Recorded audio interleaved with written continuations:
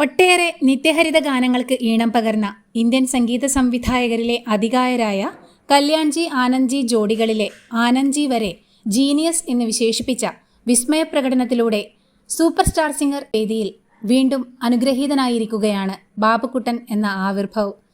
ഈ വാരം super star singer വേദിയിൽ നടക്കാനിരിക്കുന്ന കല്യാൺജി ആനന്ദ്ജി നൈറ്റിൽ ഇരുവരും ഈണം പകർന്ന ഓറിസ് ദിൽമേം എന്ന നിത്യഹരിത ഗാനം ആനന്ദ്ജിയുടെ സാന്നിധ്യത്തിൽ ബാബുക്കുട്ടൻ ആലപിക്കുന്നുണ്ട്.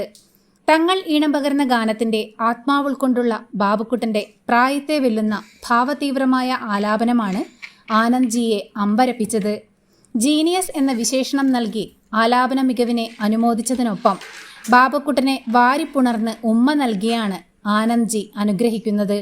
ഒറിജിനൽ ഗാനം ആലപിച്ച സുരേഷ് വാഡ്കർ പാടിയതുപോലെ തന്നെ എനിക്ക് ഫീൽ ചെയ്തുവെന്നാണ് ആനന്ദ്ജി ബാബുക്കുട്ടന്റെ പ്രകടനത്തെക്കുറിച്ച് അഭിപ്രായപ്പെട്ടത്.